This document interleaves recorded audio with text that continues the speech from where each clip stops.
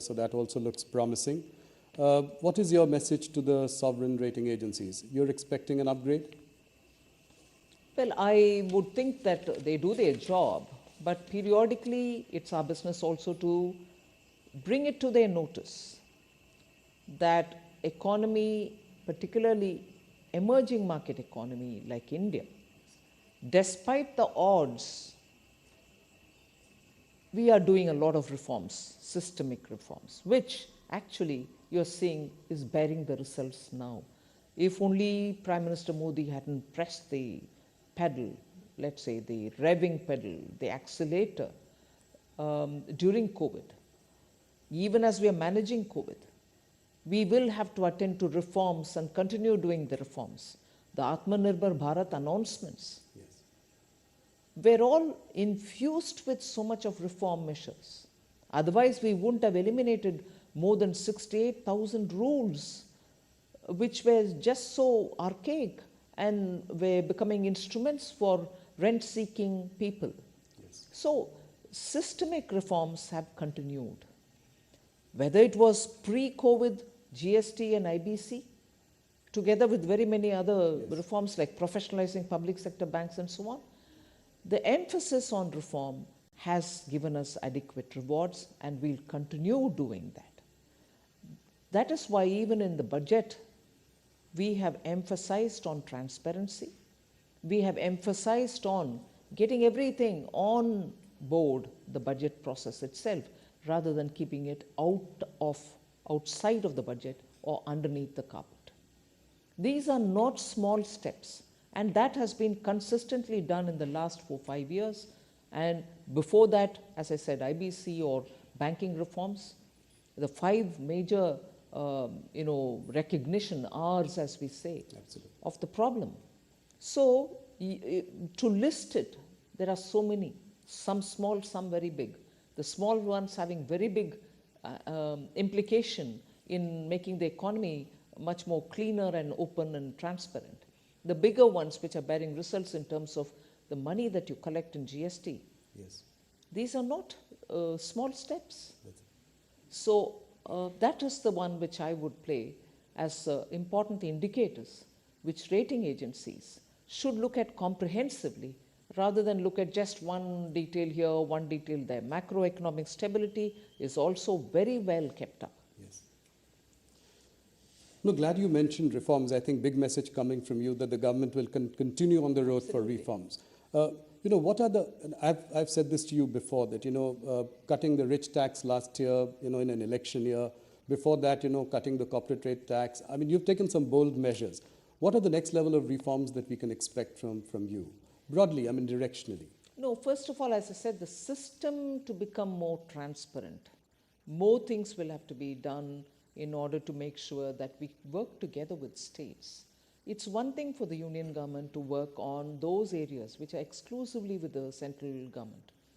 But where there are overlaps, there are some states which have come about enthusiastically to say, yes, we should benefit also from this vibrancy which results after such measures are taken.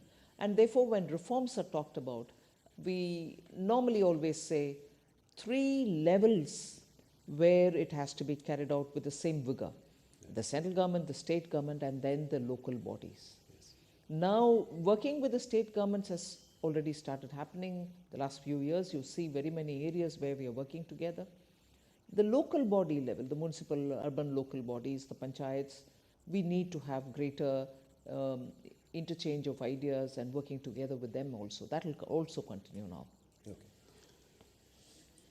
Finance Minister, if I were to ask you this one question, with the exception of Air India, no strategic privatization has taken place, any significant. Whether it is IDBI, Concor, SCI, banks. Why has your government sort of repeatedly kind of underperformed on this disinvestment aspect? I mean, is the thinking changing within the government? Are you looking at sort of strategic sales and not maybe offer to sell completely? Is there some shift in the thinking? I would want you to, first of all, put that question into the frame that I have laid in the matter of public sector enterprises policy. Right. if a policy framework has been announced, and in that we have said that there are only core strategic sectors which government recognizes, where the government will be having a minimal presence. Right. And even in those sectors, private sector will be allowed to, or it will be completely open for them to participate in total. In the sense, there will not be any one sector, inclusive of the core strategic sector, which will be exclusively reserved for public sector, whereby consolidation will have to happen to make them big enough for a big country like India. Efficiencies will have to be brought in. Their values will have to be increased. So this question of yours will have to fit into that frame. I will not reverse any of the cabinet approved decisions. But at the same time, you should probably also have noticed that for each of them, we are working to make sure that we are not allowing them to remain there till they are getting disinvested. Equally, we are working to make sure that their valuations are kept up, they are improved upon. That if you look at the public sector listed companies and their valuation in the market today, you see the kind of vibrancy which has been brought into them. Their share values have gone up. The dividends are even much better than earlier. Absolutely. So, disinvestment is one thing, but bring in value to them and make sure that the markets look at them absolutely favorably. No, in fact, the public sector companies have done really well, and public markets are also where they are. Would you consider sort of diluting your stake maybe to 49% in some of the companies? Thereby, they are not government-owned, but at the same time, you have best of both the worlds. And the valuations could go up even further. No, certainly. That is not something which has been denied earlier, meaning as a matter of policy. But in many ways, we are already, you will see periodically, the DPAM department which takes care of the disinvestment has slowly, in trickles, released a lot of government's shares into the market so that private ownerships can come in and they can take hold of those shares. So that is happening already, and we'll certainly like to make sure that greater participation, public ownership of in companies like, let's say, SBI or ONGC. This could be another possibility. Absolutely. Thank you. One of the big ideas this budget, which struck to everyone as a big idea, has been the announcement of a corpus of 1 lakh crore, to provide interest-free or low-interest sort of loans for research and innovation. Can you elaborate a little bit on this? How will this work? Will there be a separate sort of entity managing this? How will it go forward? Yes, certainly. I first of all would bring in a bit of a context to this. It's not as if we are doing it now for the first time. Earlier too, there were several funds within different departments like the science and technology. They had a CSIR, its own. Funds were all over the place. You had them doing supportive activities for innovation, each from their own side.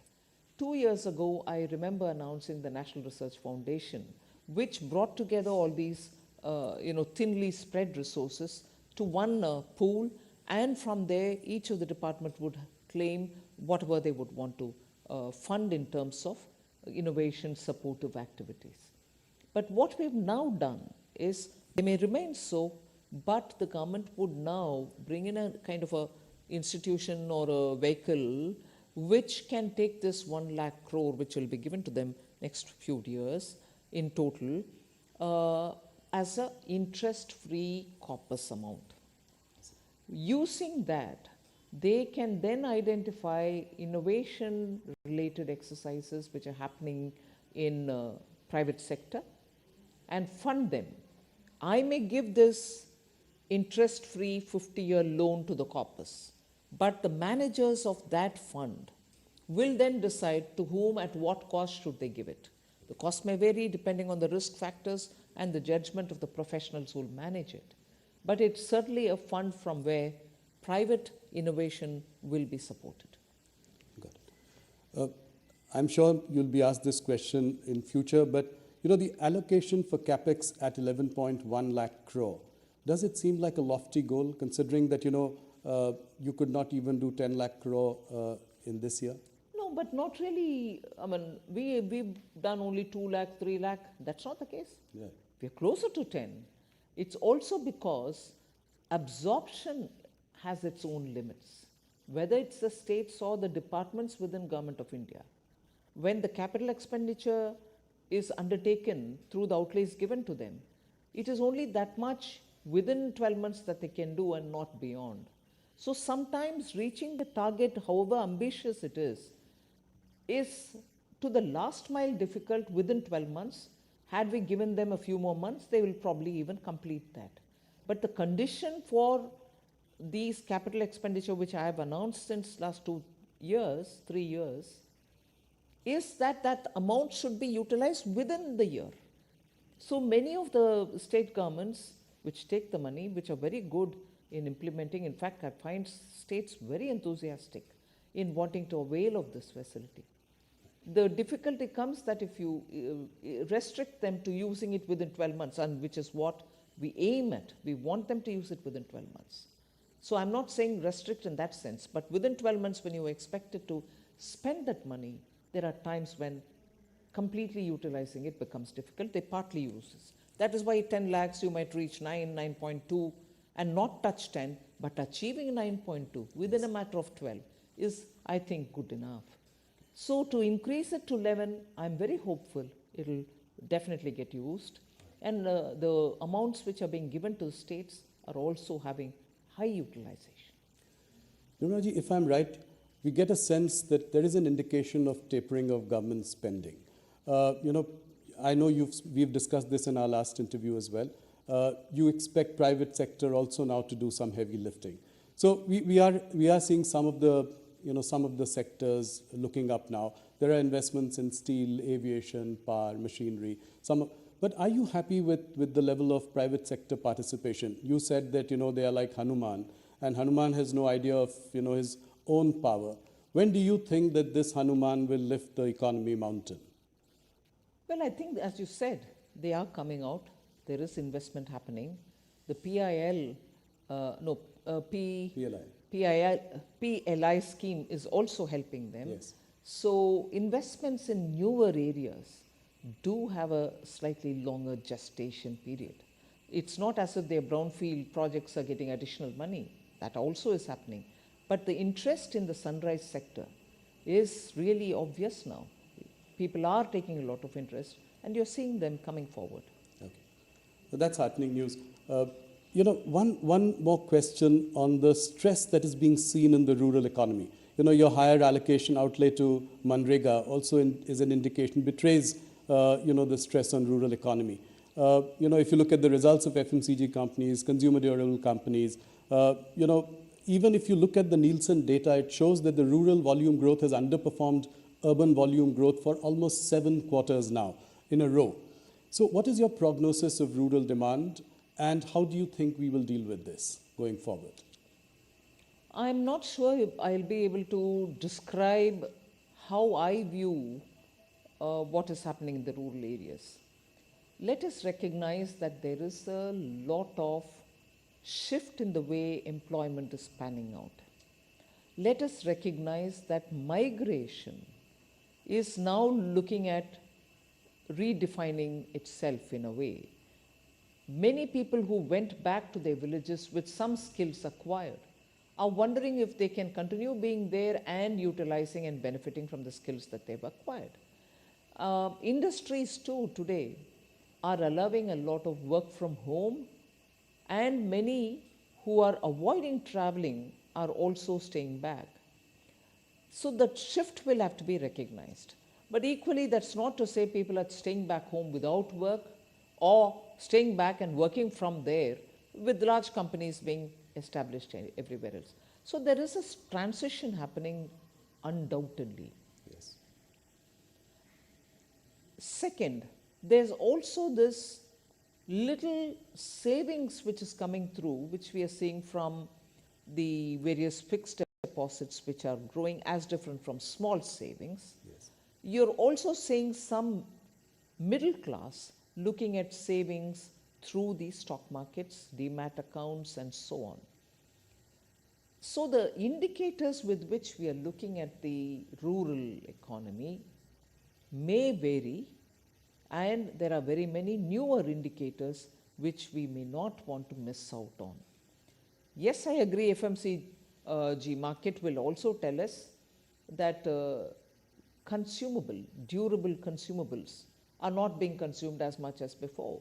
Yes. But, well, I take that as one indicator, but equally, the kind of activities which are now happening in the rural areas, because of better connectivity, because of other digitization, are also yet to be measured, I would think.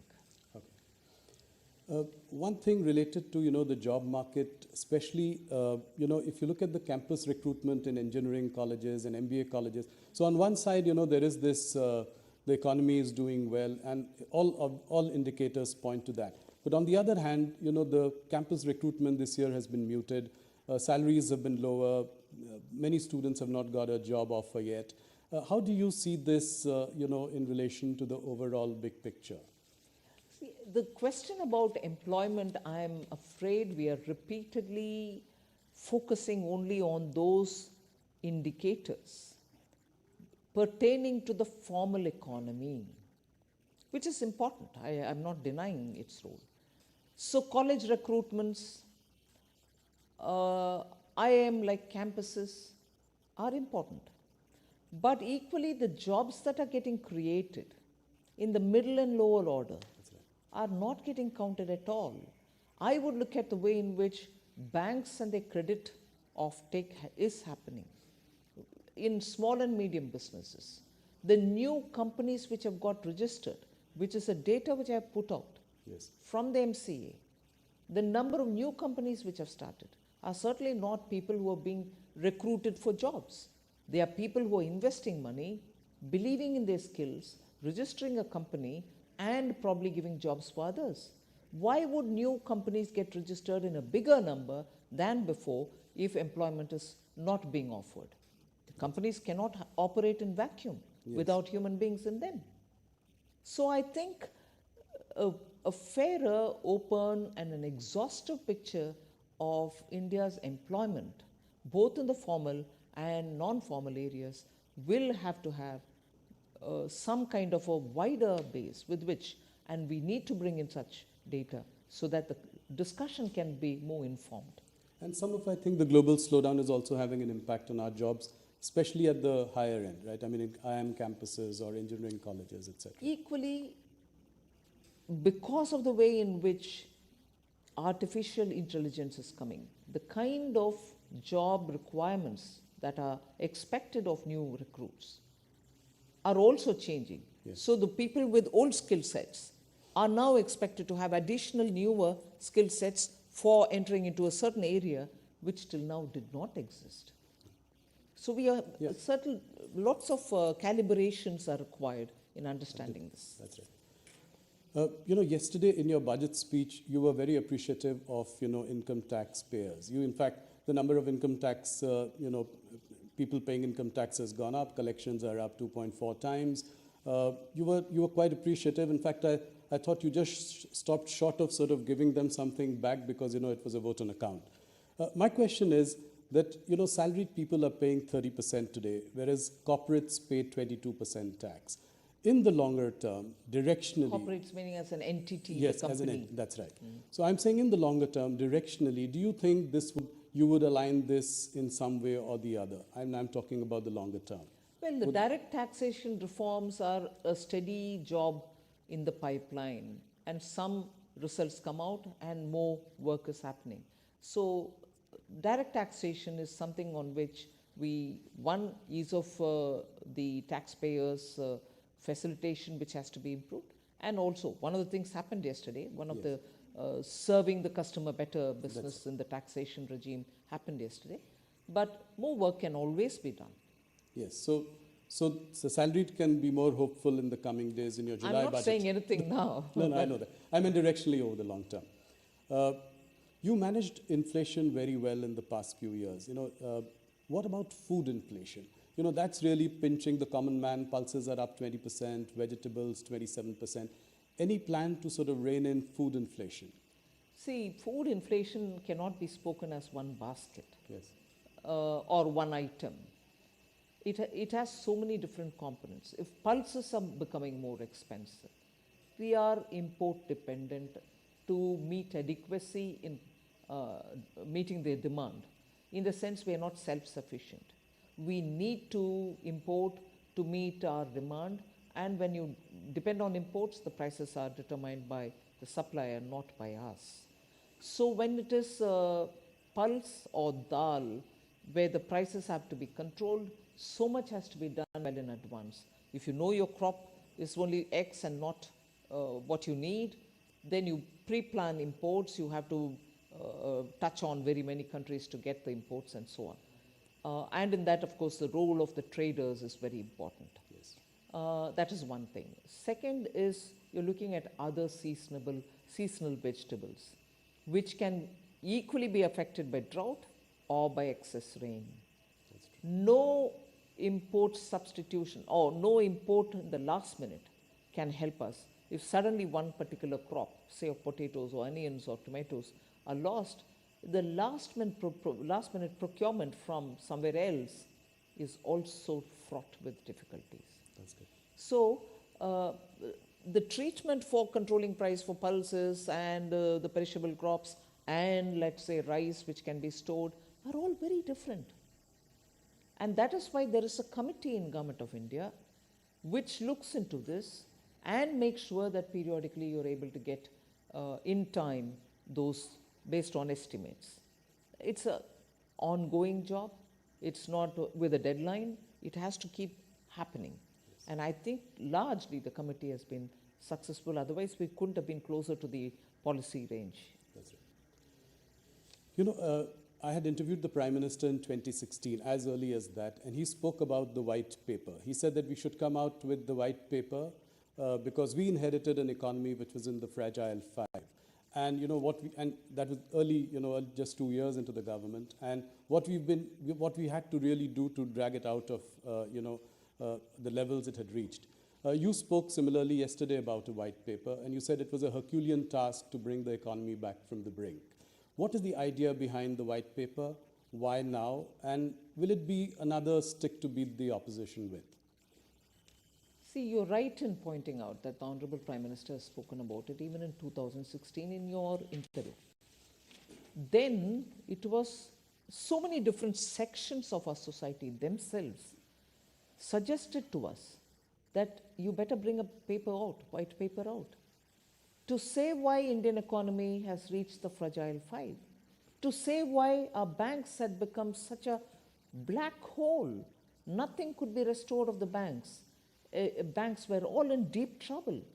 Look at the number of NPAs and the value of the NPAs, meaning what was the original value and to what extent they had reached almost close to valueless positions.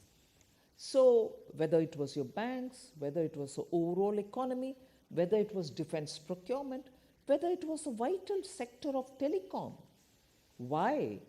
Even minerals. Yes. Every area was ridden with problems.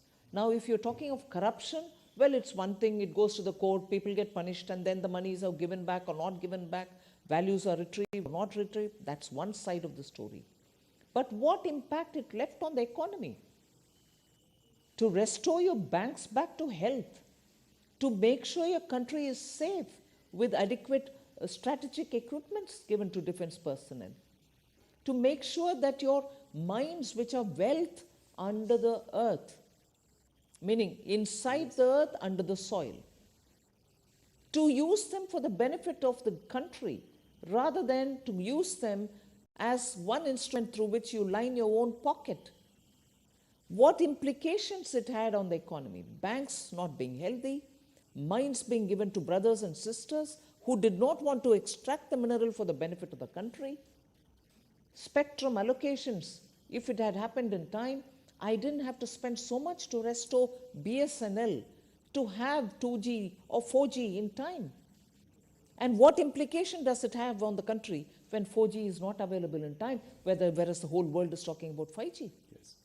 So the kind of impact that it had, the mismanagement, It is not just talking about, policy paralysis for a fragile five. It's talking about every one of these steps, which one in morally, which number one, morally was immoral, in the sense was not right, and equally the kind of positive effect, if it had happened very well in a transparent fashion, it would have had on the economy. We lost 10 glorious years. And to restore it to that position back, and then to pull it up, to now get closer to the world's third largest economy, is a Herculean task, which I'm grateful this country had a Prime Minister like Modi ji, who single-mindedly said, I will restore this economy back. It's my service to the nation. Yes. Otherwise, it wouldn't have happened. So why the white paper now? Yes. We've had 10 years. And prior to that, there was a 10 years where you saw all this happening. Policy paralysis, corruption, nation losing its endowments, and so on. 10 years under Prime Minister Modi. What kind of course corrections had to happen? What kind of restoring confidence had to happen? What kind of pulling back from rut that had to happen? And equally, making sure you're purchasing the equipments, you're removing BSNL from distress, you're making sure BSNL employees are given their due, you're making sure the country gets 5G, not just 4G. Look at the coverage India has in 5G today. I agree. All this, and to make sure that the investor confidence is not just intact, but is growing, that within a matter of 8 years, I would say, we've reached 596 billion US dollars as our foreign exchange reserve. Just compare that with the last 10 years.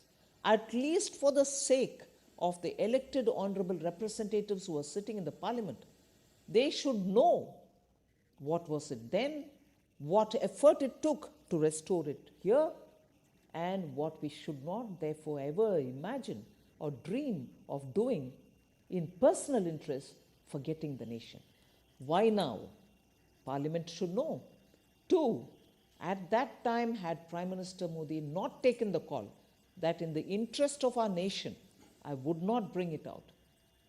He didn't bring the paper then, white paper then, because you put the nation first. You say, if I do it now, I can be happy, but the confidence in our country would have been lost.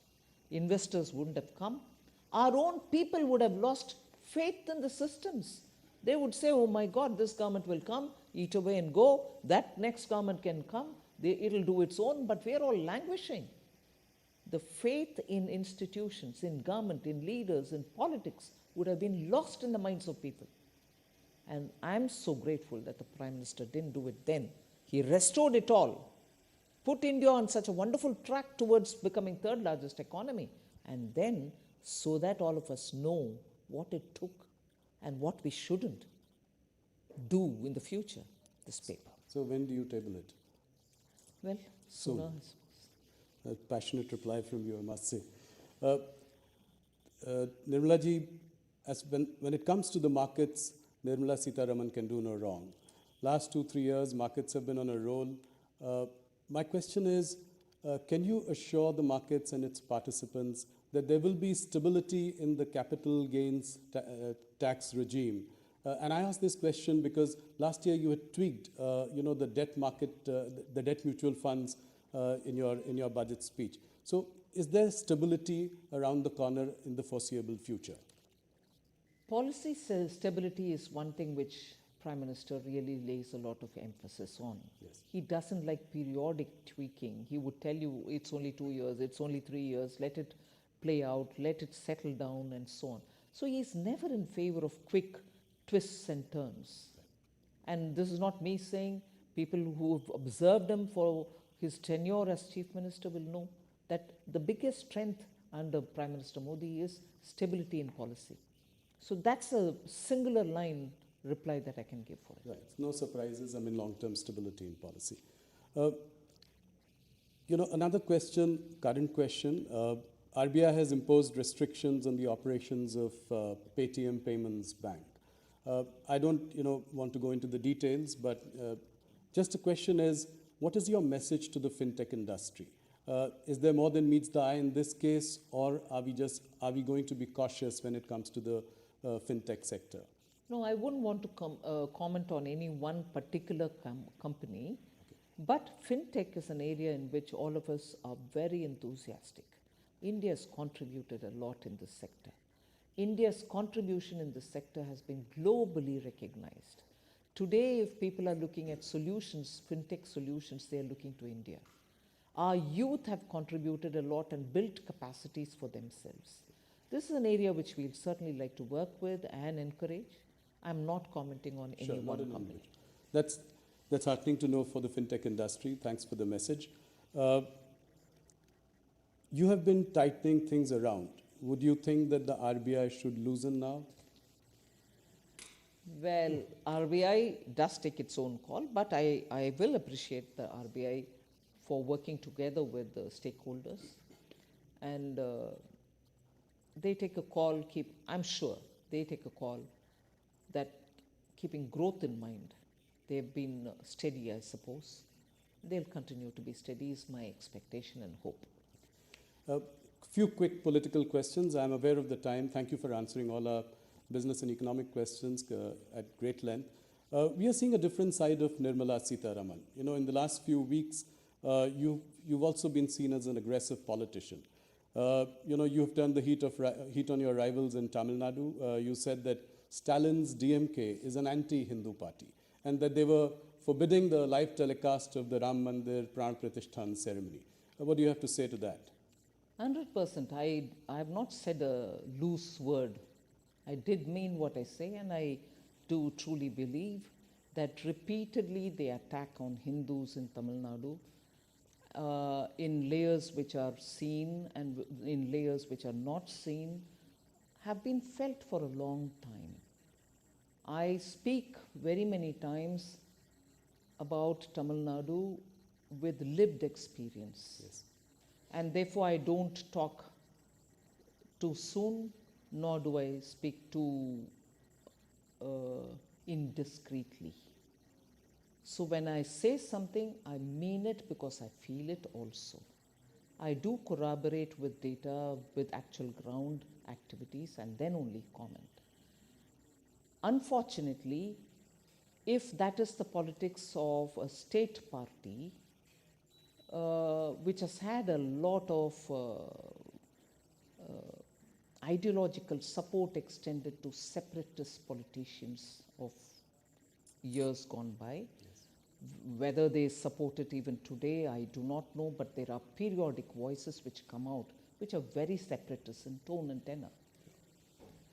My grief is a national party like the Congress party has been decimated in Tamil Nadu, and today, till today, they are not a position to win an election, even a couple of seats on their own, without being in alliance with one of these parties.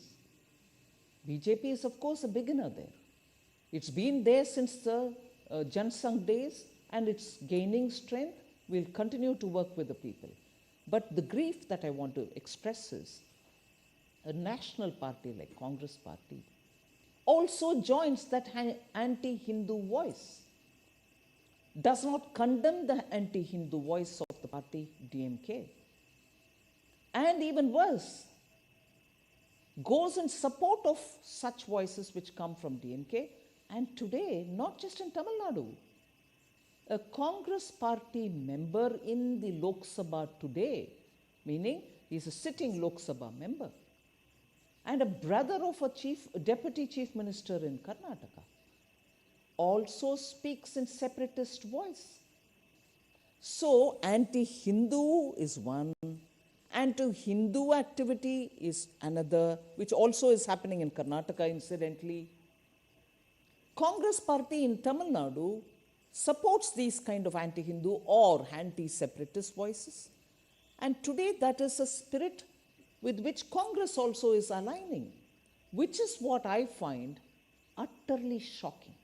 Is there an attempt to paint the Bharatiya Janata Party as a North Indian party? And you know, this North-South divide, encouraging that. Is that what you sense? They've always called Bharatiya Janata Party two things. It is a Brahmin Baniya party. It's a Hindi party. Today, the kind of support BJP receives in South India disproves all this. And I don't want to name individuals and say, oh, he or she belongs to this caste, we've promoted this caste, and therefore, more than BJP, I can challenge today, is there any one party in India which has worked for the betterment of tribals in India, which has worked for the betterment of the Dalit scheduled castes in India, which has recalled some of the best iconic leaders coming from those communities but attaining national stature, whether it is Dr. B.R. Ambedkar, whether it is Guruji and considered like God himself, Birsa Munda, whether it is the sons of the Shahzade, Sikh gurus, who gave their lives in their teenage for the sake of our country. So in any one of these, I want to ask, is there any one party in this country which has as much served as the BJP? So what is Hindi party? When Prime Minister of India is talking about all languages, he quotes Thiruvalluvar. Yes. He quotes from Purananuru. Every given opportunity, he takes the languages even to the UN. So, Tamil Nadu's politics, speaking of these kind of things, has happily kept the Hindi-speaking parts of the country, even if they are in alliance with them, away from the separatist rhetoric. So you think, oh, we are in alliance with that party, they cannot do any wrong. Yes. But they've been speaking all these separatists earlier.